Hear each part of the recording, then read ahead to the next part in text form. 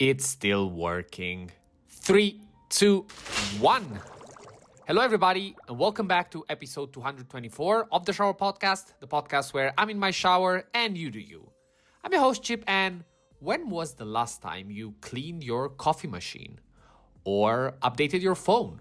Or even just oiled the door hinge that squeaks every time you walk past it? Most of the things we use every day can take way more neglect than we think. And they still work. But here's the catch. Just because something still works doesn't mean it's anywhere close to its best. Today, I want to connect that to the idea of procrastination, self-improvement, and building daily habits that actually make life easier instead of harder.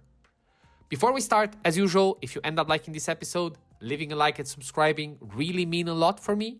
They're just one click, but they really make the difference. Thank you very much for considering it. Think about it.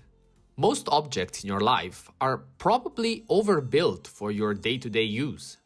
Your shoes can handle way more walking than you think. Your laptop can survive months of dust without dying. Your fridge can go years without a deep clean and still keep food cold. It's actually kind of amazing. And yet, here where the metaphor starts to bite. When we see that something still works despite neglect, we start thinking that neglect is fine. And we do this not just with objects, but with ourselves. Let's take a simple example, your coffee machine. You don't clean it for months, it still makes coffee. Maybe it's a little slower, maybe the taste changes slightly, but it still does the job. The danger is that you start normalizing that reduced performance because it's good enough. Now, translate that to your work, your health, your relationships, your mindset. You procrastinate on fixing small issues because it's still fine. You delay habits because I can start later. And here's the thing.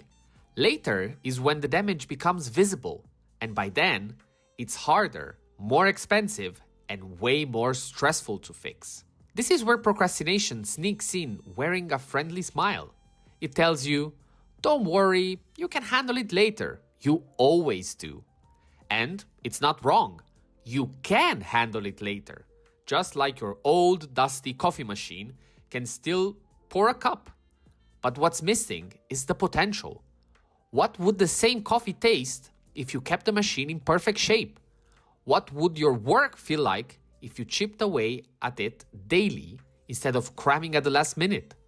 What could you become if you stopped waiting for emergency mode to do your best work? Here's the perspective shift I want you to try. Instead of thinking, I'll fix it when it breaks, think, I'll maintain it so it never gets close to breaking. That's true for objects, that's true for your career, and that's true for you. Here's the thing about time. It's either quietly working for you in the background, or it's silently stacking problems until they all show up at once. And you felt both sides of that. You had the days where small, consistent actions made things effortless. And you've had the days where you wish you'd started earlier because now you're scrambling. And here's the crazy part. The object version of this is easy to see. You can see when the sink is clogged. You can see when the bike tires are flat. You can hear the squeaky hinge. But the personal version is sneakier. You don't instantly notice when your energy is dropping, when your skills are plateauing, or when your motivation is fading. And that's why procrastination works so well, because the warning signs are quiet. So, what's the alternative? For me, I started thinking of it as a molecular approach. It's not a real scientific term, but I like it because it feels small and precise. Instead of dumping all your effort into one giant cleanup or a massive push, you isolate things into tiny daily actions. You're basically paying into a maintenance account every single day. Imagine instead of cleaning your whole kitchen once a month, you spend 5 minutes a day wiping a counter, organizing one shelf, or rinsing the coffee machine. Sounds small, but the magic is that you never hit the point where it's overwhelming. This is the exact opposite of how procrastination works. Procrastination is like saying, I'll do all my workouts for the month on the last day, which, by the way, it's impossible. We have an episode about that, if you want to look at it. It's not just inefficient, it's unsustainable. When you spread the load over time, you not only make it easier, you actually get better at the task because you're practicing. You actually get better at the task because you're practicing it daily. The tool stays sharp, your performance stays high, and you avoid the burnout that comes from panic mode. We all have two versions of ourselves. The emergency mode version, the one that pushes through the last minute, and the maintenance mode, the one that builds quietly every day. Thing is, emergency mode feels exciting. It's high pressure, high stakes. You feel alive. Maintenance mode feels boring. But boring is where the magic is. It's where you prevent breakdowns before they happen, where you keep momentum without burning out, where growth actually compounds. This isn't just about habits. It's about identity. When you see yourself as someone who maintains things, you stop waiting for crisis to be your motivator. You become the kind of person who's ready before they need to be. And that's powerful because it means you're not just surviving life, you're shaping it. So, here's the challenge for you. Pick one thing in your life that you've been neglecting because it still works. Could be an object, a habit, a relationship, even a skill. Today, not tomorrow, not next week, today, spend 5 minutes maintaining it.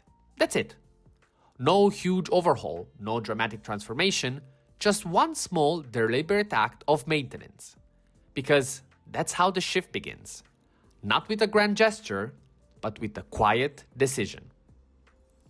Thank you very much for listening, everybody. That was all for today. I really like this metaphor, and if you've listened to the previous episodes, you know it's not perfect and it's far from being something that I do on a daily basis. I'm still also struggling with this, but I would have loved to hear something like this in the past, and I truly hope that this message will reach as many of you as possible, and you'll be able to implement it as soon as possible, because I really believe it's a game changer. If you ended up liking this episode, remember that leaving a like and subscribing are really appreciated, and feel free to comment in the comment section whatever your thought is.